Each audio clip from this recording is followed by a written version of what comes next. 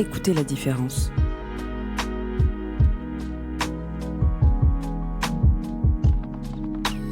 RCN, la différence.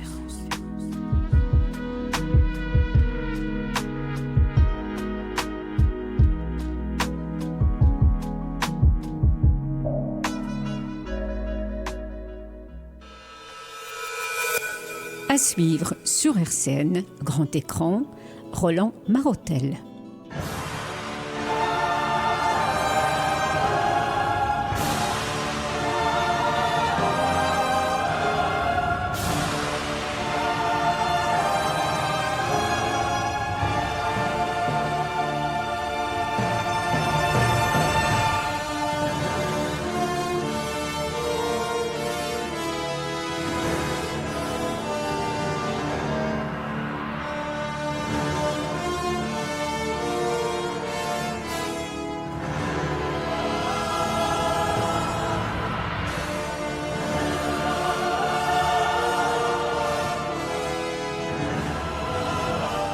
Bonsoir et bienvenue sur RCN 90.7. Vous écoutez l'émission Grand Écran, l'émission cinéma de RCN 90.7.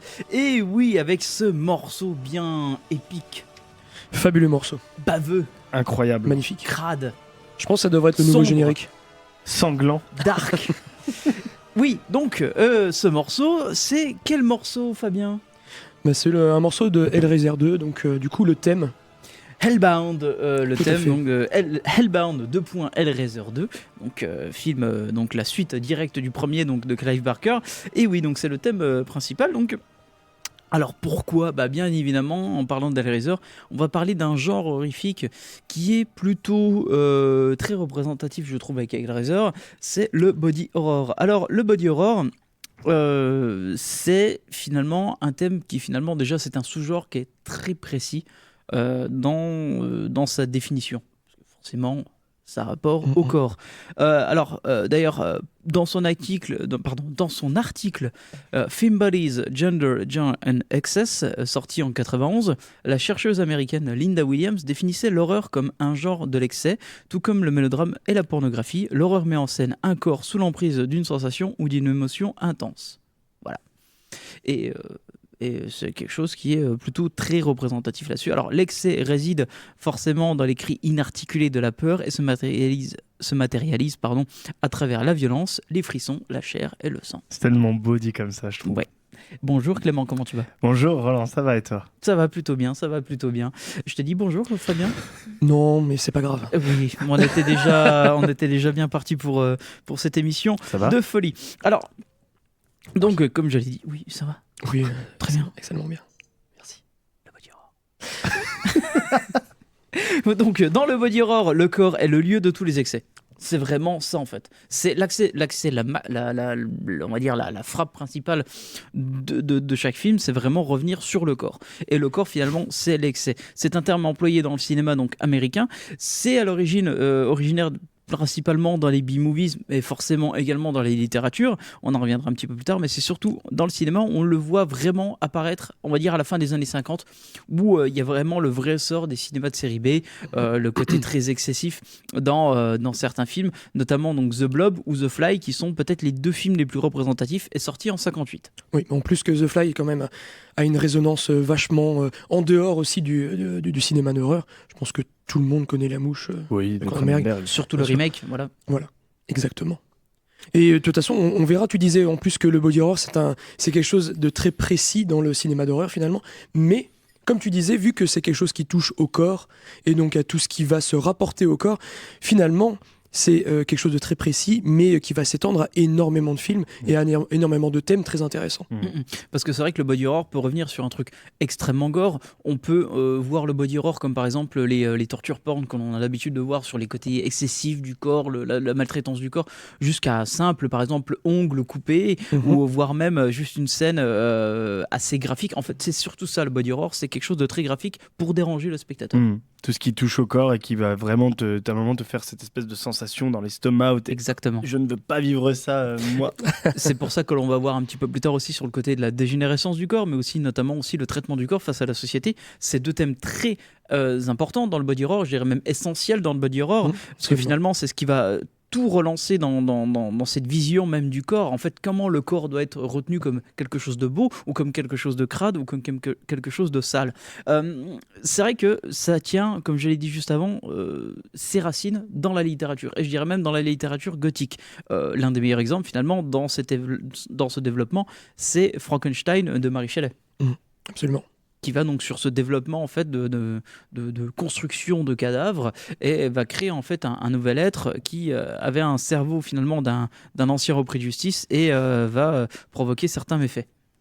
Alors qu'en fait, il provoque juste en fait une certaine volonté de retourner à son humanité, mais ne le retrouvera jamais. Absolument.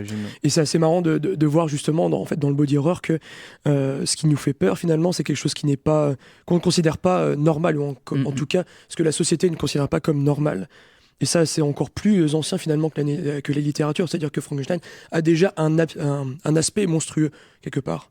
Il est peut-être recomposé et tout, mais il a quand même un aspect monstrueux. Et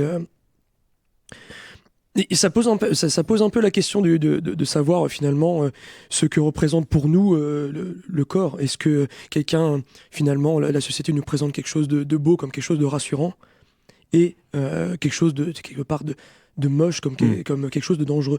Et ça, souvent dans la littérature, ou en tout cas dans les films d'horreur, souvent les films fantastiques, on va dire, au sens large, ils s'amusent aussi à renverser un peu ces tendances. C'est exactement ça, renverser les tendances, les codes, c'est finalement ça, c'est l'altération en fait. Ce que l'on voit dans le body horror, c'est quelque chose sur l'altérer. Altérer le corps humain de façon repoussante ou grotesque, c'est le questionnement aussi sur finalement propre, qu'est-ce qu'est le corps humain en fait.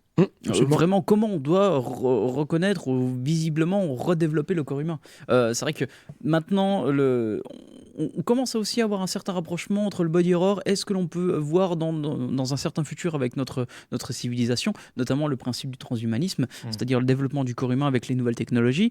Mais on n'en est pas encore là. On y est presque, mais on n'en est pas encore là. Et c'est vrai que dans le cinéma, ce que l'on peut voir dans le body horror, en plus de la chair et les os, c'est surtout le temple de nos émotions. C'est vraiment représenter ce que l'on peut voir, quelque chose où c'est quelque chose de montrer la souffrance, le plaisir, aussi le cri, tout simplement, de dégoût. Il y a vraiment tout, en fait, dans le body horror. Héros et Thanatos. Voilà, Héros et Thanatos, qui sont les deux représentations pures et simples de ce que l'on peut retrouver dans le body horror, donc c'est-à-dire à la fois le plaisir, mais à la fois la souffrance. Dans ce corps qui véhicule des sensations. C'est ça. Dans ces films, la chair devient en fait tour à tour prison et espace d'expérimentation des limites du corps humain en fait. Les plus étranges déformations s'accompagnent de la mise à nu de l'anatomie, de ce qu'elle a de plus répugnant, afin de repousser le spectateur en fait dans ses retranchements et de déclencher chez lui des réactions épidermiques. Voilà. C'est pour ça qu'on peut retrouver dans pas mal de ces films comme ça le traitement par exemple dans la mise en scène du gros plan, vraiment quelque chose de très graphique. Le traitement des effets spéciaux forcément est d'une importance primordiale, et c'est vrai qu'il y a beaucoup d'exemples là-dessus. Je pense que vous en avez chacun de votre côté, non ? Oui, on va les citer après, mais c'est clair que de toute façon, comme tu disais, c'est une altération, mais c'est aussi tout ce qui tend à la modification de quelque chose qu'on connaît et qui devient quelque chose qu'on ne connaît plus, qu'on vraiment dans lequel on ne se retrouve pas, et qui va effrayer, la modification, l'altération qui a été subie va dégoûter le téléspectateur au point de dire non. Et c'est ça, je trouve, qui est intéressant avec le body horror aussi. Oui, c'est le principe même, c'est-à-dire de montrer quelque chose de ce que l'on va pas vraiment ressentir dans une quelconque transfiguration simple. C'est vrai que ça va forcément rapporter par rapport à plusieurs thèmes que l'on connaît à travers notre évolution, mais le body horror aussi a quelque chose de sacré et d'un peu fantastique en fait. Il est rarement aussi revenu sur quelque chose de très naturaliste. Il y a vraiment quelque chose aussi où on va jouer sur le côté mystique, le côté mythologique, donc forcément Héros et Thanatos, mais aussi d'autres qui vont créer leur propre mythologie, comme par exemple Hellraiser de Clive Barker, qui est à la base un bouquin, et qui finalement Clive Barker a quand même réussi à adapter lui-même en fait son propre livre. Et c'est très bien, c'est très rare en plus. C'est très rare en plus. C'est très rare. Et même si ce film, effectivement, moi je trouve qu'il a beaucoup vieilli, c'est pas pour autant que je l'aime pas vraiment. En fait, j'aime vraiment ses thèmes, j'aime bien ce qu'il développe. Tout l'univers Hellraiser est vraiment, en plus, c'est un univers étendu, et ça s'arrête pas qu'au film. Il y a aussi des BD, des livres. Voilà. Il y a vraiment quelque chose qui. Il il y a une mythologie vraiment complète en fait faite à partir de Hellraiser et qui développe effectivement tous ces thèmes de transcendance à travers la douleur, quelque part le plaisir aussi à travers la douleur et finalement ce véhicule corporel qui parfois ne nous appartient plus en fait, Oui. et qui provoque un petit peu cette peur justement, cette peur dans le body horror de se dire perdre le corps en fait. merde, de perdre pied. voilà, de perdre pied, de plus se reconnaître dans son enveloppe physique, corporelle. Perdre pied et c'est surtout en fait c'est une perte psychologique. Beaucoup on va dire de livres comme par exemple Frankenstein ont aussi voulu développer en fait, ou des adaptations libres ont voulu développer aussi le côté psychologique, non pas finalement aussi du monstre mais également du créateur. Et ça va dans des développements un peu plus farfelus. Par exemple, j'ai un bon exemple, c'est Frankenhooker de N.L. Nutter qui est également aussi dans ce style-là parce que finalement il va reprendre le mythe de Frankenstein mais va le provoquer de façon beaucoup plus à la base d'une histoire complètement dramatique où c'est un homme qui perd sa fiancée suite à un accident de tondeuse à gazon. Du coup le corps est complètement déchiqueté et pour reprendre des morceaux par-ci par-là il décide de piocher chez certaines prostituées. Forcément. Et donc là du coup on voit quand même en plus tu vois ce côté Eros et Thanatos totalement. Tu vois, il est vraiment là. Totalement. Il est relié entre les deux. Et ce film, en plus, c'est du pur N.L. Nutter. Donc, si vous ne connaissez pas, c'est peut-être le cinéaste qui a le plus.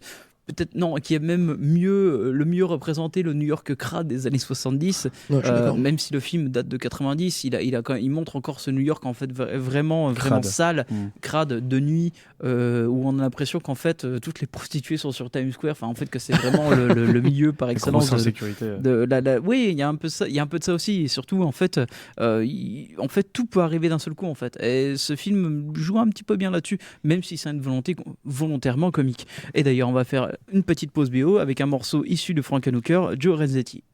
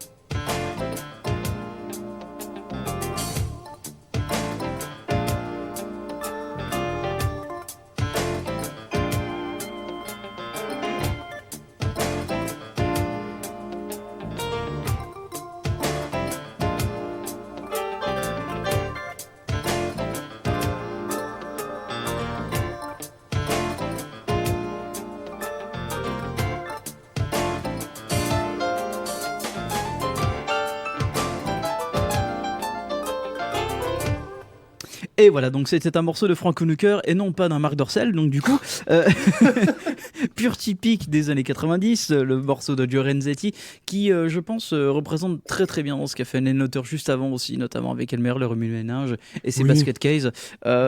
C'était un peu la bonne conclusion, je pense qu'il a fait. Après, il en a fait quelques autres. Si, il a fait quand même Bad Biology après. Bad Biology, puis notamment en 2006, je sais plus comment il s'appelle. Moi, je crois que c'est celui-là, c'est Bad Biology. Non, 2006. c'est sur. Sex Addict. Sex Addict. Ouais, c'est le même. Ah, c'est le même. Ouais. Ah, pardon, désolé. Pas de souci. Ah, ça s'appelait Bad Boy. Ouais, mais c'est les D'accord. traductions Distributeur. françaises, tout ça, etc. Voilà, tout simplement. Donc, on va continuer notre cycle sur le body horror. Alors, juste avant de revenir là-dessus, c'est vrai que. Comme je l'avais dit plus tôt, on parlait de dégénérescence, mais il y a surtout aussi le développement du corps en fait face, ou plutôt l'accusation face à la société, toujours le regard de la société là-dessus, et beaucoup de films aiment très bien en parler, et notamment montrer ces dérives en fait. Alors c'est un reflet spécifique en fait à l'anxiété de la société moderne, finalement la visibilité du corps, et le body horror écorche l'idée même du corps propre, cachant le vrai monstre. Par exemple, Invasion Los Angeles, je trouve qu'il est une vraie représentation là-dessus, c'est-à-dire en fait donc dans ce film de John Carpenter, John Nada, donc interprété par Roddy Piper, découvre des lunettes qui permet de voir finalement le vrai monde, et dans le vrai monde en fait il se rend compte que la plupart des gens ne sont pas réellement des êtres humains, ce sont des espèces d'extraterrestres qui en fait ont pris la possession de l'humanité et cachent en fait leur vision à travers ceci, et notamment on voit qu'ils contrôlent les médias, on voit qu'ils contrôlent les grandes puissances, la politique, etc. Je trouve ça très très bien en fait la façon dont c'est subtilement joué là-dessus, et d'autres films aussi également jouent sur le côté quelque chose se cache derrière ce corps. La série V aussi également, les espèces de reptiliens comme ça qui sont dans le corps des êtres humains, et en fait on se rend compte qu'ils font une invasion extraterrestre qui est très mal vieillie quand même. Ouais, mais elle est très bien quand même. Elle est rigolote. Et peut-être aussi l'un des meilleurs regards là-dessus, non pas juste fantastique, mais également surtout psychologique, c'est American Psycho.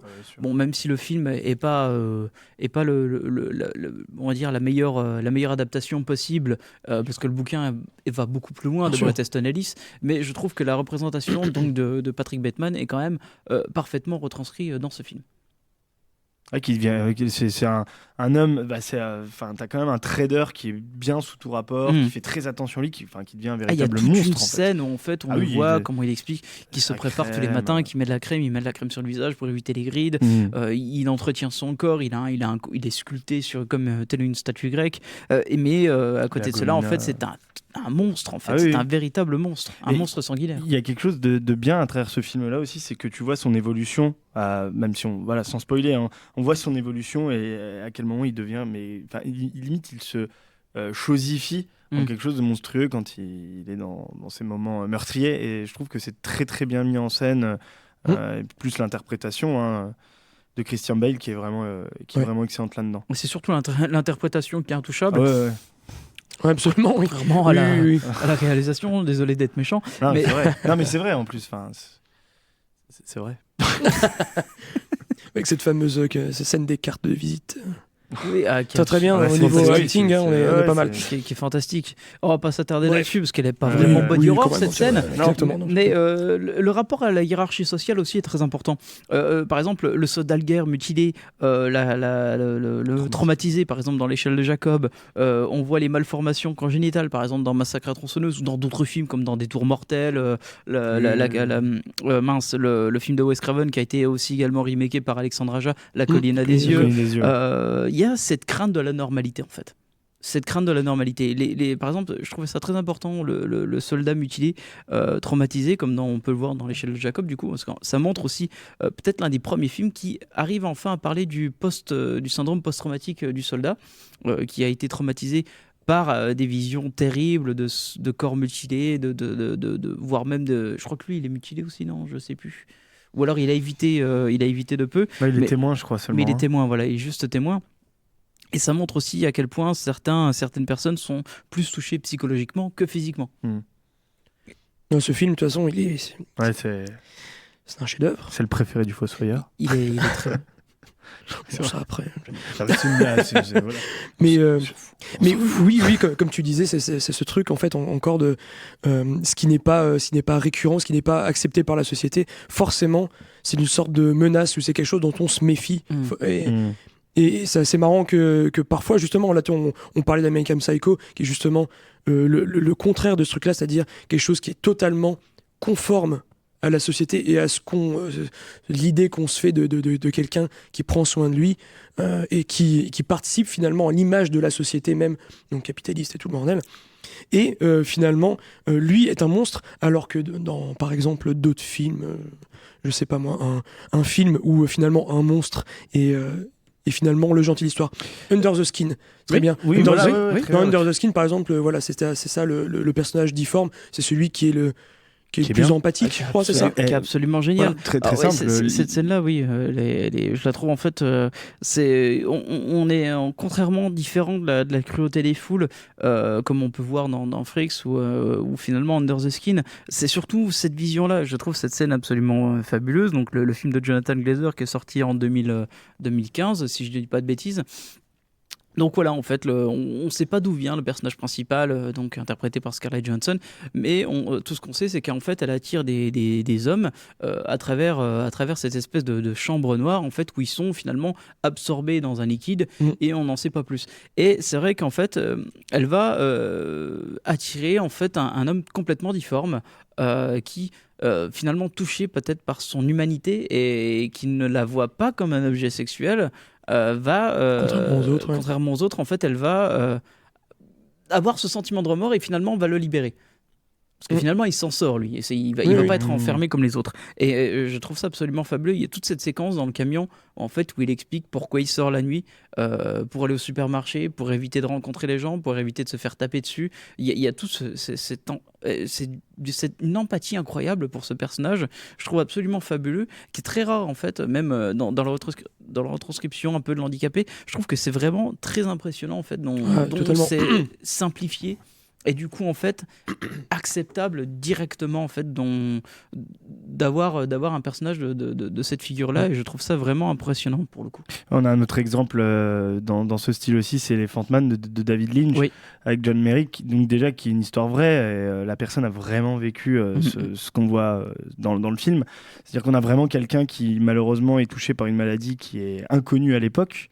Donc en plus l'époque victorienne britannique où les gens sont extrêmement bien propres sur eux et où il y avait notamment les fameuses fêtes foraines où on rencontrait vraiment les femmes à barbe, les siamois et compagnie, donc on les jetait en pâture, quoi. Ils étaient clairement exploités et on a quand même la personne la plus abominable qu'on voit de manière abominable, qui est vraiment le clou du spectacle, le personnage le plus humain, comme dans Under the Skin.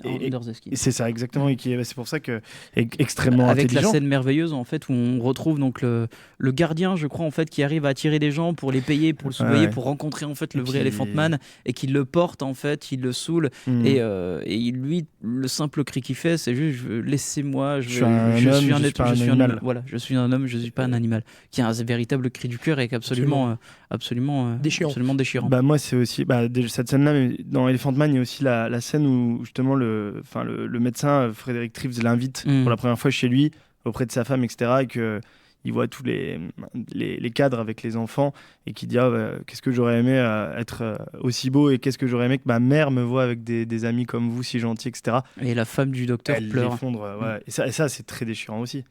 C'est tant d'humanité. Et justement, en fait, là, en fait, on trace encore un autre axe. Du coup, c'est entre justement ce American Psycho, ce Patrick Bateman, et les deux personnes dont tu viens de parler. Il y a aussi le gouffre, finalement, au niveau richesse. Oui, exactement. Ah oui, tout à fait. Ouais. Exactement. Le principe de hiérarchie sociale. Alors, c'est vrai que entre les riches et les pauvres, ça quand même, on rappelle souvent que c'est les personnages les plus pauvres, en fait, qui sont touchés en premier. Quand il y a une pandémie, quand il y a un événement tragique, etc., etc. Street Trash, là, on va aller directement dans la pure série B. Ça quand même un film a une volonté politique là-dessus. Social. Volonté politique et sociale, parce que finalement, on découvre que les premières personnes touchées par ce liquide bleu, ce sont les clodos, en fait, les personnes sans domicile fixe. Non, mais ils se disent comme ça de toute manière, donc je reprends un peu l'étymologie du film. Et c'est vrai que ça montre aussi que finalement, c'est les premiers touchés, quoi. Bah, même Massacre à la tronçonneuse, au final, c'est vraiment les bouseux, si on peut dire comme ça, du Texas. Mais non, mais c'est vrai, on les présente comme des personnes qui sont une génération issue de la consanguinité, qui sont Isolés du monde. Isolés du monde et qui se retrouvent nez à nez face à des jeunes gens qui sont tout à fait normaux. Et il y a quelque chose de très intéressant dans Massacre à la tronçonneuse, c'est le personnage donc, de Leatherface, qui finalement, interprété par Gunnar Hansen, qui est une montagne, est un grand enfant. Et lorsqu'il se retrouve nez à nez avec la jeune fille à la toute fin, qui est chez lui, qui est effrayé, qui se retrouve nez à nez, il est effrayé plus par elle que elle par lui, je crois. Et on a cette scène où il sursaute en la voyant, et c'est aussi ça, l'espèce d'ambivalence qu'il peut y avoir entre qui est vraiment le vrai méchant, qui se défend réellement, enfin... Bon, même si on sait que Leatherface avec une tronçonneuse, voilà, faut pas trop rester à côté, quoi. A priori. A priori, ouais. Oui. Surtout qu'en plus, il sert un petit peu des corps, lui aussi. Ouais. Voilà. Et d'ailleurs, c'est inspiré d'une histoire vraie qui s'était passée quelques années avant aux États-Unis avec un tueur en série. Officiellement, il a tué que 2 personnes, mais c'est Ed Gein. C'était le tueur de Plainfield. Et c'est quelqu'un en fait qui faisait des abat-jours avec de la peau. En fait, il déterrait énormément de victimes, en particulier des victimes corps, féminines. Ouais. Et en gros, c'était des cadavres, il les tuait pas. C'était des cadavres. Il a tué 2 personnes sûres, et peut-être son frère officieusement, mais voilà, il faisait des abat-jours en peau humaine, il faisait plein de mobilier. C'est quelqu'un de très créatif finalement. Il fait ça très bien. Moi, je pense que c'était un artisan. Exposé même à un moment donné. Oui, ça je sais pas. Si, je crois, il y a toutes les pièces à conviction. Ça, quand il est décédé. Ça s'écrade quand même, pour le coup. Mais revenons un petit peu à nos moutons. Et c'est vrai que, comme on parlait juste avant, donc street trash, le côté pauvre et hiérarchie sociale, c'est vrai que. Il y a vraiment aussi une certaine volonté de montrer aussi chez les personnages aisés une vraie absence de valeur humaine, un vrai jeu sur le sexe, la domination et le pouvoir. Un film qui représente parfaitement là-dessus, mais qui n'est pas trop porté sur body horror, c'est aussi le film de Pasolini, Salo. Bien sûr. Mais il y en a parce que là, en fait, on montre vraiment dans Salo la domination qu'on peut. On peut dominer en fait un peuple par son corps, par le corps aussi. C'est ça. Et c'est ça qui est très important dans Pasolini. Et de toute façon, c'est ce qui a été fait aussi en vrai par plein de sociétés. C'est-à-dire que dès que quelqu'un n'est pas d'accord avec un régime ou avec une idéologie ou un truc comme ça, il passe à la torture et il les montre en exemple pour les autres. Et finalement, un peu Salo, c'est un petit peu ça aussi. Dans le sens où il se sert vraiment des corps pour dévaloriser à fond toute cette population finalement qui doit être asservie, quoi. Ouais, totalement. Et surtout, comme le disait lui-même Pasolini, ce film, c'est un film pour représenter le fascisme, en fait. Comment le fascisme peut arriver face à la société, détruire en fait toute la jeunesse. Et finalement, en fait, le body horror, c'est également ça. C'est un commentaire en fait social envers l'histoire et la culture contemporaine du corps. Le héros qui veut prouver son humanité, comme on l'a vu dans Elephant Man, ou aussi la cruauté des foules, comme on pouvait voir dans Freaks, ou même encore dans Under the Skin, d'une certaine manière. Mais il y a aussi une volonté de vengeance aussi. Et on le retrouve chez certains antagonistes, comme par exemple dans les avec Jason Voorhees, parce que finalement Jason enfant a été par sa difformité, en fait a été jeté en pâture par les jeunes et finalement a été noyé dans le lac et revient en tant que plus ou moins spectre ou corps ou zombie, ça évolue en fonction des films. C'est une sorte de corps finalement. Et il vient se venger en fait. Oui, il vient se venger de tout ça. Voilà. Et qui d'ailleurs dans les personnages de Sledger n'est pas le plus cruel, on va dire, c'est le plus justement il est complètement déshumanisé. Il a pas de mobile, on va dire, apparent, c'est juste qu'il va tuer des jeunes. C'est tout. Ouais. Alors que Freddy, lui, il a clairement des mobiles, c'est des enfants, des gens qui l'ont dénoncé, etc. Non, Jason est complètement dénué de sentiments, il cherche pas et c'est une machine à tuer, c'est tout, quoi. L'histoire donc de Freddy Krueger en fait, c'est que alors le premier film, l'original de Wes Craven, donc on voit déjà le background du personnage de Freddy, donc en fait qui a été jeté en pâture par par des parents en fait qui parce qu'il était accusé d'avoir molesté des enfants, je crois. Ouais, ou- pédophile. ou Oui, c'est ça. juste- En fait, j'étais pas sûr si dans le premier c'était ça en fait. Dans le remake, c'est sûr. Oui, voilà, c'est ce que j'allais dire, en tout cas. Mais mais dans le après, bon, premier, je ne sais pas en Dans, fait. dans le premier, je Je crois sais que plus c'est juste quoi d'avoir le- tué ou possiblement tué des gens. Et en fait, du coup, il est donc brûlé vif et on apprend plus tard en fait dans les films qu'en fait il a passé un pacte avec le diable et qu'il a en fait il revient d'entre les morts en fait pour se venger des futurs Descendance. descendances. Quelque chose de qu'on n'aurait Helm's pas Fate. voulu savoir, mais bon, c'est pas le Malheureusement, sujet c'est le- de Freddy, quoi. Malheureusement, c'est le principe des suites et voilà. Non, mais Alors, c'est vrai que le principe de Freddy, ça donne aussi une volonté même de, vu que son corps a été plus ou moins, on va dire, désacralisé, il va Ouais, forcément aussi se venger sur le corps des autres. bien sûr. Et il peut modifier son corps comme bon lui semble aussi. Parce d'ailleurs. qu'il agit en fait dans les rêves. Alors, ça part sur un côté beaucoup plus fantastique, comme la plupart des autres films, mais contrairement à la plupart des autres films, pardon, mais c'est vrai qu'en fait, c'est la volonté propre du personnage, quoi. C'est-à-dire vraiment attaquer le corps directement. Mais il attaque par l'esprit, en fait. Mais c'est ça, il attaque par les... Et du coup, ça me fait penser à un autre film qui a presque rien à voir. Bon, on en parlera certainement la semaine prochaine, parce que c'est une émission spéciale Cronenberg, il me semble. Oui. Voilà. Donc c'est dit. Donc si on n'en parle pas de Ça toute chose, commence voilà. par V et ça se termine par Idéo, Drome. Non, alors oui, alors j'aurais pu, mais par contre en fait c'était surtout la séquence du rêve. Moi ça m'a fait penser à Faux Semblant. Ah du oui. coup Ah. où en fait quand les deux frères dorment, enfin bref, Hmm. il y en a un des deux en fait qui songe, qui rêve, qui cauchemarde finalement d'être attaché à son frère physiquement. Ah. Et qu'il y a cette fameuse femme qui est entre deux, qui vient Qui en mord. fait, qui mord à l'intérieur L'appendice, comme une sorte oui. comme une sorte d'acte sexuel tu vois, Mm. hein, sur le truc.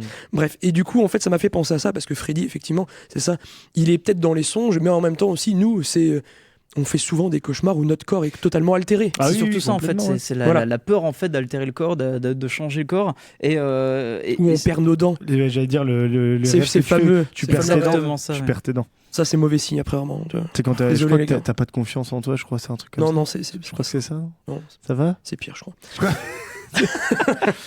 Mais ce qu'il y a de bien aussi avec Freddy, c'est que ça reste le plus drôle de tous les tueurs en série, des slashers. Il est très comique. Il a en fait Interprété, à travers les films, il a eu un côté plus cartoonesque. Cartoonesque. Je trouve complètement, en ouais. fonction que ça évolue, il a un côté plus cartoonesque. Robert Englund a beaucoup joué dans l'interprétation. Oui. mais- D'ailleurs, je suis désolé, mais je le dis parce que je peux le dire, mais le remake des années 2010, c'était une bêtise absolue de l'avoir fait. Bien sûr comme c'est- énormément de remake. remakes. Ouais.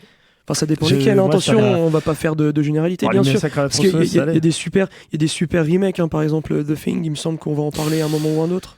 Alors attention. Non, je te parle de The Thing de Carpenter. Parce qu'attention, c'est déjà un remake, Oui, hein. oui, le remake, oui. C'est déjà un remake. Oui, pas le préquel. Non, non. Qui est de- Je ouais. sais pas, je l'ai pas vu. C'est de- même de- pas un de- prequel non, en c'est fait, rien, en le fait. film de 2011. Mais non, En fait, si c'est un prequel, c'est carrément une suite parce Mais qu'ils ça ont pris le sert même à rien. scénario. C'était ridicule de toute sert à manière et on n'en parlera pas parce que c'est une Non, merde. faut pas en parler. Mais pour juste revenir, en fait, on parlait donc des slashers avec les personnages comme Kruger ou Voorhees. C'est surtout une volonté de vengeance via ces personnages. Mais il y a aussi une volonté de justice via d'autres. Et là, c'est qu'on retrouve sur des super-héros un peu plus dark, un peu plus prononcés sur la noirceur, notamment Darkman qui a été donc réalisé par par Sam Raimi, pardon, et qui a aussi cette volonté aussi où son corps a été totalement détruit et il va se venger des autres. Et on a également Spawn aussi également dans ce même style. Oh, et je pense à un truc, Oui. Hollow Man de Verhoeven. Ah. Alors tu vois, Très, j'y avais très pas bien. pensé jusque là, mais là du coup ça vient de. Alors Parce c'est qu'en pas, plus, c'est pas un il est- formidable film, il mais est- par contre, Il a les pulsions, ce que l'on ne pensait pas imaginer quand on est devenu invisible. C'est ce exactement. que fait Kevin Et en Bacon dans fait, ce film. le fait que son corps soit altéré va transformer aussi son Sa intérieur. psychologie, ouais. Et sa psychologie. Et ça, même si le film n'est pas exceptionnel, je pense, Mm. il permet un peu de dire ça. Et c'est quelque chose qu'on retrouve effectivement Parce que dans c'est d'autres vrai que films. dans ce film, en fait, il se dit tiens, je peux devenir criminel, mais sans qu'on m'accuse. Oui. Voilà. Et donc du coup, ça développe un peu son côté pervers Exactement. à travers ce truc-là. Et le côté pervers de ces personnages masculins, on le retrouve beaucoup dans certains films parce que ça permet aussi d'expliquer une certaine oppression sociale sur le corps féminin. Et beaucoup de films en parlent là-dessus, forcément. Under the Skin, comme j'en ai parlé juste avant dans Jonathan Glazer, c'est pas pour rien que le personnage principal soit interprété par Scarlett Johansson, qui finalement séduit des hommes, mais finalement, comme l'explique très bien dans cette scène de fin où finalement elle est agressée par un personnage personnage, même presque en tentative de viol, et qui finalement se rend compte que c'est un extraterrestre, la première chose qu'il agit, c'est de cramer le corps. Par peur, parce Par que peur.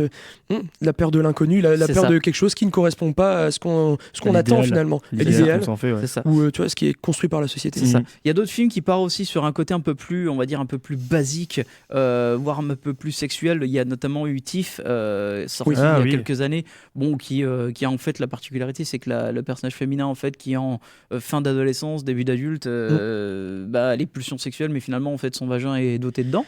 Et du coup, j'avais envie de le Pas très placer. bien, mais Non, voilà. il est pas très bien, mais bon, il mérite d'exister, écoute. Mais et du coup, en fait, il y a un autre film qui est sur le même thème, quasiment, parce que ça parle un peu donc de l'adolescence et des hormones et puis de la découverte du sexe, et aussi donc du coup de Thanatos et de ses corps et tout. C'est Excision, qui est sorti en 2012 de Richard Bates, et que je recommande vraiment. Je suis retombé dessus il y a pas si longtemps que ça, et du coup j'y pense maintenant. Mais c'est vraiment un film de pure body horror. C'est-à-dire que là-dedans, il y a effectivement tout ce dont on a parlé finalement. Il y a ce côté social avec l'adolescence, le fait de découvrir son corps à travers le sexe, mais aussi derrière cette obsession pour le corps et pour sa dégénérescence. Oui. Voilà. Oui, et peut-être aussi l'un des meilleurs exemples français en fait qui parle aussi de cette oppression sur le corps féminin, c'est Martyr de Pascal Laugier, bien sûr, donc qui est peut-être très gênant. Oui, qui est totalement fait là-dessus en fait. C'est pour moi c'est un film essentiel en fait. Je trouve qu'a fait Pascal Laugier là-dessus. C'est finalement c'est ça en fait. C'est comment utiliser le corps féminin en fait pour même pas quelque chose d'inavouable, mais en fait pour aller au-delà même de ce que l'on peut ressentir en termes de corps, et ça part sur tellement d'interprétation, et surtout sur la mystification en fait du corps féminin, parce que finalement dans ce film on martyrise des corps féminins, notamment en fait pour essayer de découvrir ce qui se déroule après sur la vie d'après en fait. Et si tu me permets de rajouter, bien sûr, du coup c'est derrière là on a encore une autre composante effectivement du body horror, donc comme on disait c'est quand même assez vaste, c'est justement en fait ce côté de transcendance à travers la douleur, et ça on en a parlé un tout petit peu avant l'émission, et du coup ça c'est un peu, on pourrait voir ça hérité en fait de la religion catholique, avec justement Jésus donc qui endure tous les supplices finalement pour nous, pour absoudre tous nos péchés. Exactement. Et donc du coup Gibson, comme on l'a dit avant, voilà la dernière la passion tentation. du Christ. Voilà. Passion du Christ. La passion la passion du Christ. Oui. Pardon. Oui, J'allais dire la attention, dernière tentation du Christ. Pardon. Et du coup en fait dans Martyr il y a cette même idée-là de finalement endurer des souffrances pour accéder à un niveau transcendantal. Voilà. Et absoudre les péchés. Oui, absolument. Parce que finalement, c'est ça. Est-ce que finalement, le body horror, ce serait pas la meilleure représentation du christianisme? Je sais pas. Du catholicisme. Et du coup, on revient sur Hellraiser aussi. Juste, voilà. Exactement. Hellraiser aussi, qui est donc érigé sur que cette c'est, espèce de culte finalement de la souffrance physique. Avec les personnages des Cénobites, Voilà. en fait, qui arrivent sur Terre en fait en fonction des personnages qui peuvent s'élever en fait dans le rang ou voir les absoudre, donc c'est-à-dire les foutre directement dans la fosse aux enfers. Et oui, pour s'élever dans le rang des Cénobites, il faut passer par leur transformation qui est extrêmement douloureuse. Dépasser finalement son enveloppe corporelle. C'est ça. Voilà. Alors on a justement un autre exemple, c'est The Human Centipede sur l'utilisation du corps humain, et qui a fait un. Je suis désolé, c'est vrai que ça rentre dans le thème. Okay.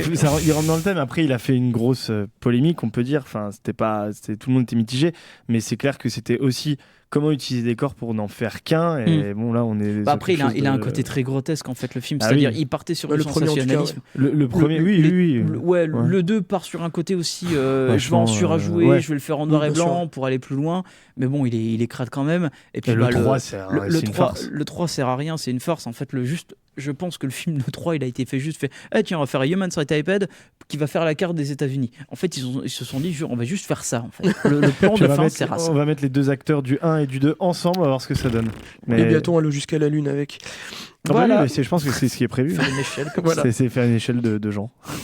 Oui, bien évidemment. Et donc, du coup, aussi, pour finir sur ce truc de corps féminin, finalement, Dead Girl Oui. Tu voulais en parler? Alors oui, Dead Girl, je trouvais en fait important aussi sur l'oppression sociale du corps féminin parce que Dead Girl, en fait, il a une histoire particulière. Alors, c'est un film qui est très très peu connu. Il était notamment passé à Gérardmer durant sa Néanmoins très présentation. excellent dans mon souvenir. Oui, et surtout en fait, qui va revenir aussi sur le côté découverte du corps féminin par le biais de jeunes adultes, où on découvre en fait de jeunes qui découvrent en fait un zombie féminin. Enfin, on Un sait pas, cadavre qui n'est pas voilà, mort, en qui fait. n'est pas mort. Bon. Et en fait décide de le cacher et de s'en servir. Voilà, de s'en servir. On ne sait pas comment dire autrement. Ils ont de l'imagination comme nous on pourrait avoir d'imagination, je ne sais pas. Mais en tout cas, voilà. Comme la société peut avoir d'imagination. Ouais, et surtout, en fait, on voit les pulsions en fait, que peuvent donner en fait, sur, quand on manque d'un certain libre arbitre. Je ne l'ai pas vu malheureusement. Et c'est pas grave. Il faut que tu le vois. Il faut que je le vois. Moi je trouve. Allez, sur une note un petit peu plus joyeuse, sur une touche un peu plus rigolote, on va mettre un morceau de Poultrygeist, Calamari Safari. You're sitting at home and your stomach is bubbling. No food in the fridge and your hunger is growing.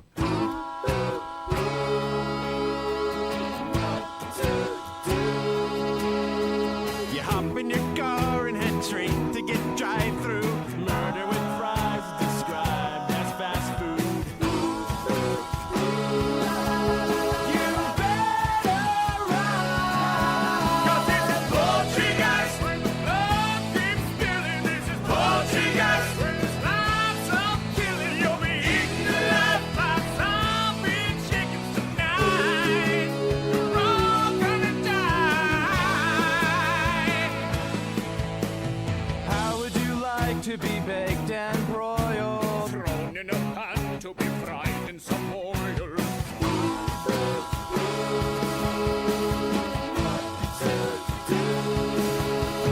You swallow it down with a smile on your face. Little did you know there's a little someplace.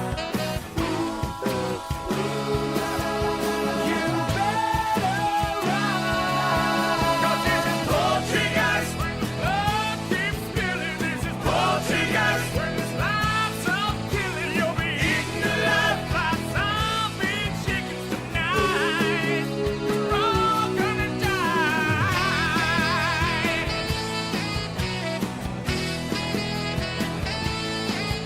You'll be eaten alive by zombie chickens tonight. You're all gonna die. So think twice about where you eat. Think twice about eating meat. Don't kill little baby chickens. Be nice. Ain't trying to find a brand new solution. Zombie chicken retribution.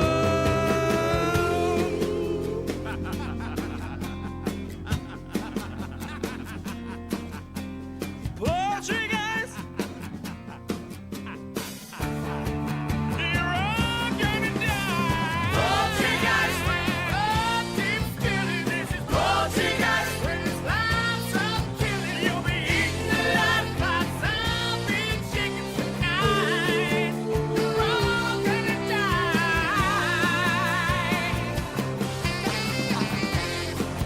You're all gonna die. You're all gonna die. Woo! You're all gonna die. Et voilà, donc c'était un morceau de Poultrygeist, un morceau de Calamari Safari, et c'était le thème en fait de ce film. Et je trouve que c'était plutôt cool de mettre un morceau de Lloyd Kaufman parce que Trauma a aussi beaucoup travaillé sur le body horror. Forcément, j'aurais pu mettre aussi un morceau de Toxic Avenger qui est également sur la transformation du corps, parce que là on va parler finalement de la dégénérescence du corps, car le principe même du corps, c'est forcément de décrépir un petit peu, comment on peut le dire tout simplement, parce que le temps et la vieillesse est universel. Nos cœurs meurent à petit feu finalement. La thématique de contrer le temps, voire la fatalité, est totalement répandue, et forcément je dirais même dans la première version que l'on voit, l'idée même de contrer cette attente du temps, ou contrer la vieillesse, c'est la chirurgie esthétique. Alors beaucoup de films joue beaucoup là-dessus. Peut-être l'un des premiers films gore aussi également, les mêmes français, c'est Les yeux sans visage de Georges Franju, Il est fabuleux ce qui est film. absolument fabuleux, qui joue Pour très son bien époque, là-dessus. pour son époque, moi, C'est je l'ai incroyable. revu, c'est incroyable, dans hein. un cinéma à Mm. Paris et je l'ai trouvé. Enfin, je trouve qu'il n'avait pas vieilli. Enfin, il avait- Apparemment, récemment, il y a des gamins qui l'ont visionné, je crois, au collège. Ça leur a été montré et apparemment, il y a eu des malaises et tout parce que justement, ils comprenaient pas si c'était vrai ou si c'était pas vrai. C'était fragile. Vas-y, bien sûr. Mais effectivement, c'est quand même un chef-d'œuvre. Ce film. D'autres Ah oui. films jouent sur le côté grotesque aussi de la chirurgie esthétique. Je pense notamment à la fameuse scène dans Brésil où on voit Oui. le corps de la femme qui est étiré Lifté. au niveau de la joue, lifté, et qui en fait ça en fait un énorme abat-joue. Je sais pas comment dire autrement. C'est surtout très important en fait. Delta plane. Montrer en fait que la science aussi a un côté très important là-dessus. Et même au-delà, je pense aussi à une autre transformation physique qui finalement va amener ce que l'on appelait finalement un peu la transhumanisation, mais qui va même plus loin, la transformation en machine. J'ai un bon exemple là-dessus, je voulais en parler vite fait, c'est Tetsuo de Shinya Tsukamoto, Oui. qui est un film notoire de l'underground japonais, un moyen métrage profondément nihiliste, parce qu'il faut quand même le dire, les Japonais aiment bien le nihilisme, et prend comme point de départ en fait un accident de voiture au cours duquel un jeune homme renverse une espèce de fétichiste du métal qui s'est inséré, en fait le plan de départ c'est un mec qui s'insère un espèce d'énorme tuyau de métal dans la jambe, et on imagine si c'est ce que c'est cet homme ou est-ce qu'en fait c'est dans le rêve de cet homme, on ne sait pas très bien, mais finalement l'obsession de la victime va s'insinuer malgré lui dans le corps du survivant et va muter et se met finalement à commencer à aimanter en fait des objets métalliques sur lui.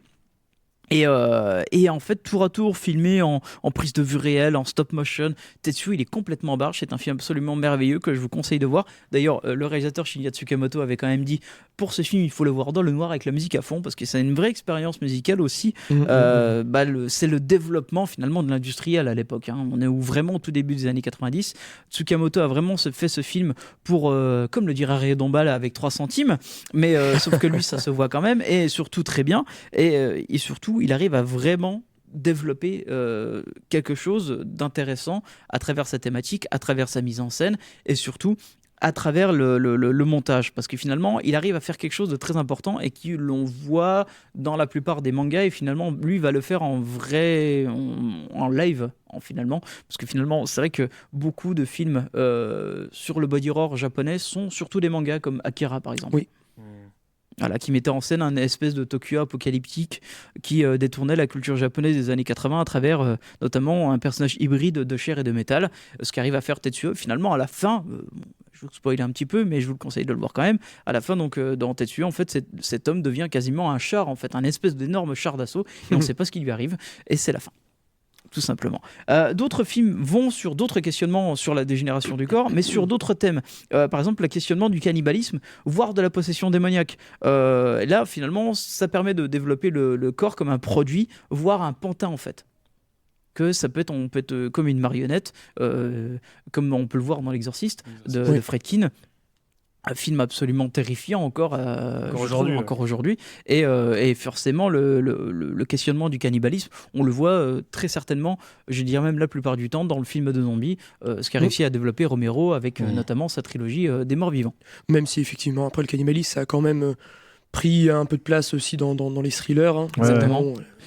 Hannibal, par exemple. Hannibal, le Silence des Agneaux. La fameuse scène d'Hannibal aussi du film de Ridley Scott avec Ray Liotta qui mange son propre bout de cerveau. Ouais. Oui. Dans le 2, ouais. Oui, dans Puis le 2. il y a aussi évidemment Cannibal Holocaust. Ouais, moi j'aurais plutôt pensé Le à vrai celui-là. faux documentaire, oui. Le vrai faux documentaire où quand même effectivement là aussi on a de l'altération des corps qui c'est pas forcément voulu voilà. Bon. Et des animaux. Ah bah, l'altération des corps n'est absolument pas voulue dans le body horror, c'est Non, ça non. aussi. Hein. Oui, Ouais, voilà, il faut c'est quand même vrai. le dire. Après il y a peut-être certains personnages qui acceptent finalement cette altération du corps. Ou qui finissent par l'accepter. Oui, qui finissent par l'accepter pour atteindre un autre but, quoi. Et c'est marrant, tiens, on parle de ça, mais il y a un truc, par exemple, dans le film Society de Brian Yuzna, Oui. qui est quand même un des plus gros films, finalement, de body Et horror. Brian Yuzna est définitivement un des plus grands réalisateurs de série B de Oui. cette période-là. Absolument. Et du coup, on voit, en fait, justement, cette société... il faut accepter finalement un certain engagement du corps, ou en tout cas s'en défaire un petit peu, et pour essayer de marquer en fait sa différence C'est avec. J'ai pas envie de vous spoiler, c'est difficile d'en parler. Ouais, mais Non, mais il faut. parle-en quand même de Society. Ouais. Non, vraiment, je pense qu'il faut Faut le voir. s'arrêter. Ok. Je pense qu'il faut s'arrêter là. En fait, il faut juste se dire que voilà, c'est Society, c'est justement cette dégénération du corps ou cette modification corporelle permet finalement d'incarner toutes les déviances d'une société qui justement en fait sépare les gens et ça lienne complètement quoi. Oui, c'est ça. Tout à l'heure, on parlait aussi de socialement les différences entre les pauvres et les riches. Et là, maintenant, on parle de cannibalisme. Et je repense à une scène de Hostel 2. Je crois que c'est d'ailleurs la seule scène qui m'a beaucoup marqué de Hostel 2.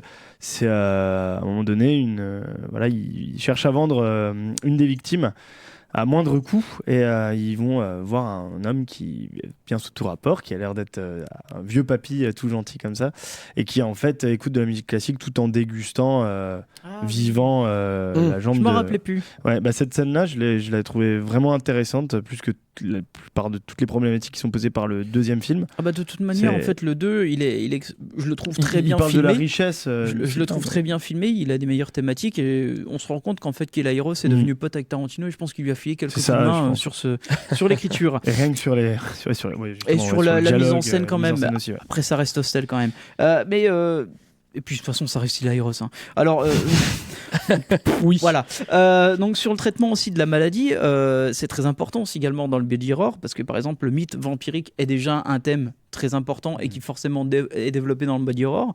Mais il y a aussi le côté thriller biologique aussi que l'on peut retrouver par exemple dans certains films, notamment le film hongkongais Ebola Syndrome, qui va très très loin également aussi dans le côté gore dans ce film. Mais il y a surtout, je pense, la particularité aussi importante de la maladie à travers le body horror, c'est le parasite. On en voit quand même pas mal dans les films sur le parasite, notamment je pense que on va dire j'allais dire la série, mais c'est même pas de la série, parce qu'en fait ça a été remaké, l'invasion des profanateurs de sépulture, Ah, donc ouais. les Body Snatchers, et je crois qu'il y a eu 3 ou 4 versions. C'est vraiment l'un des thèmes principaux, le parasite qui prend possession du corps. Alors ça peut valoir sur différentes on va dire sur différentes sociétés, sur différentes cultures, des variations un peu plus ou moins grotesques. Je pense au Japon, eux ils vont directement à fond les ballons. Je pense notamment à Beat Ball Machine qui va très très loin dans le gore. Il y a un côté très cartoonesque, un très Sam Raimi aussi dans ce film. Mais par exemple, d'autres vont garder un côté très très sérieux. Et peut-être l'un des meilleurs exemples, c'est The Thing de John Carpenter. Ah, bien sûr. Bah, ça, je crois que c'est un des piliers de ce cinéma-là et puis même un des plus cultes. Du cinéma d'horreur. Du fantastique, cinéma ouais. d'horreur, Ouais, tout à fait. complètement. Mais là, on voit en L'ambiance, plus, on voit vraiment. Comme tu dis, en fait, ça illustre vraiment en fait cette idée de perte du corps finalement. Tu vois, c'est un corps, on le reconnaît, les gens le reconnaissent, mais par Mais on contre, sait en fait, pas. on sait C'est pas ça. ce qu'il y a derrière. C'est ça. Et du coup, The Thing est quand même connu aussi pour avoir mis en forme finalement ce parasite et avoir mis en forme aussi ces déformations humaines, quoi. Ouais. Humaines ou enfin. Ouais, C'est en fait fantastique. cette espèce de transformation directe en fait et abrupte, comme le montre si bien sur certaines scènes d'ailleurs qui, je pense, n'ont pas perdu une seule qualité. C'est impressionnant d'avoir un développement SFX qui est très très important. Et ce film, je le trouve merveilleux parce que finalement, quand on voit certains effets numériques dans certains films, ça a déjà plus vieilli que ces événements qui ont été réalisés dans les années 80. Notamment, je pense à la scène où le corps se détache, tombe et finalement 6 pattes Oui. façon araignée sortent et se déplacent. Ou même quand le corps en fait la fameuse scène où il y a le choc électrique, où finalement d'un seul coup jumpscare. les mains sont carrément détachées du corps parce qu'en fait quand il je sais plus comment il La cage en fait, thoracique. En fait, en gros, La il cage thoracique, essaie s'ouvre de comme le- ça. Mais en fait, c'est ça, c'est que en fait, le corps dans le body horror, c'est le corps, c'est un terrain de jeu. Ouais. Donc du coup, on fait ce qu'il veut, on fait ce qu'on veut avec. Et C'est ça. dans The Thing, en fait, c'est ce truc-là. C'est ça, ouais. En fait, c'est le théâtre de tous les cauchemars possibles. Parce que c'est vrai. Et puis t'as un cadre, je veux dire, t'es en Antarctique, t'es au milieu de nulle part, ils sont qu'une petite dizaine, et enfin ils sont en prix à ce parasite-là qui va tous les décimer. Et en termes de thématique, c'est toujours très important parce que c'est la découverte du corps, c'est aussi la découverte des transformations. Je pense vite fait, mais on Et de en soi-même. parlera quand même dans la prochaine émission, aussi dans Existence de Cronenberg, où il y a ces fameuses scènes où, en fait, pour se mettre un pod, c'est un espèce de trou, et forcément, l'un des premiers trucs que fait le personnage de Jennifer Love Hewitt sur. Non, pardon, Jennifer Love Hewitt. Je ne sais plus son nom. L'actrice, donc face à Jude Law, va mettre le doigt en fait dans ce pod, donc il y a un côté très sexuel parce que forcément c'est ça aussi, et très important aussi également quand il y a des personnages notamment jeunes, il y a le traitement de l'adolescence, le corps change et forcément les désirs sexuels se créent. On peut le voir également notamment dans d'autres films, alors certes un peu plus traditionnels comme dans Carrie, mais aussi dans d'autres films qu'on a parlé juste avant avec Tiff. Oui, ou même Nécromantique par exemple. Nécromantique, voilà. Qui est donc une bonne série, enfin je sais pas si je dirais série Z, série B, j'en sais rien. En tout cas, il est connu pour son sujet, puisqu'en fait c'est quelqu'un qui c'est une femme qui va tomber quelque part amoureuse d'un cadavre. Voilà. Ah oui. Donc là on est totalement en fait dans la dégénérescence, c'est-à-dire que le corps est mort et finalement on peut s'y passionner, il se passe des choses en fait, et ce corps n'est plus la même forme que quand il était vivant. Donc il devient autre chose, un autre objet finalement. Et c'est marrant parce que du coup ça ramène aussi à un autre film un peu surréaliste qui finalement est peu étranger dans le body horror, c'est Taxidermie. Ah Du coup, oui. Taxidermie, où justement en fait le corps est vraiment à l'intérieur, vraiment dans le film, c'est-à-dire que ça raconte 3 personnages, et ces 3 personnages ont un rapport encore totalement différent. Il y a effectivement donc le grand-père qui est donc un rescapé de guerre, Ouais. le fils qui lui fait des concours de bouffe De bouffe, ouais, c'est et ça. devient donc énormissime, et le petit-fils qui lui est complètement à l'inverse, qui travaille en fait sa musculature, enfin en tout cas il veut être le plus Il y a une fit possible quoi. différenciation du corps en fait qui est très Oui. importante là-dedans, et forcément la transformation du corps provoque aussi ce développement psychologique, et forcément quand le corps est touché, l'effondrement psychologique va avec, et beaucoup de personnages une fois défigurés, en fait le héros ou le personnage devient totalement un monstre. L'un des exemples les plus forcément bateaux, c'est forcément Harvey Dent dans les Batman, qui montre cette vision-là, mais il y en a plein d'autres, hein. Il y en Qui a, s'en il y en a sert pour énormément. effrayer, pour asseoir son Exactement. pouvoir en plus. Mhm. Je sais pas si le pingouin on peut le mettre dans l'univers de Batman, Bah, vu qu'on sait pas trop comment il est né, etc. Tu vois, en fait, c'est juste une petite altération du corps. En fait, Harvey Dent, lui, a une vraie lui, transformation. ouais, il s'est fait, Alors qu'en fait, c'est juste plus ou moins génétique en fait chez Cobblepot. c'est ça. Et Swiss Army Man, en parlant de cadavres qui ont une Alors, utilité. Swiss Army Bah, Man, je pense c'est- que ça pourrait être un très très bon exemple de body Je horror. pense, moi j'étais en train d'y penser quand Peut-être tu pas parlais horror, de mais je sais pas. quand tu parlais de mais plus nécromantique. ouais, dans le Non, transformement ouais, corporel.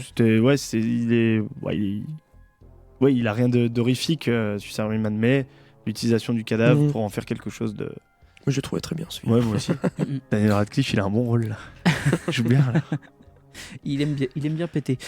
Donc c'est vrai que pour le coup, on va terminer donc là-dessus, pas sur le paix, mais sur la dégénération du corps, et on en reviendra un petit peu plus tard, donc dans la semaine prochaine, sur Cronenberg, qui est vraiment la pièce maîtresse du body horror. Donc c'est forcément normal qu'on va faire une émission centrée là-dessus. Il y a une filmographie tellement intéressante Ouais. sur la transformation du corps, la transformation de ce qu'il a réussi à faire à travers le corps, et notamment peut-être l'un des meilleurs qu'il a pu faire, c'est La Mouche, alors que c'est un remake en fait finalement, Mhm. et ça montre aussi sa propre vision de réalisateur à travers ce film, et ça on en parlera donc la semaine prochaine, spécialement là-dessus. Merci Fabien, merci Clément, Merci. merci Merci Thomas à la toi, régie, et à la semaine prochaine.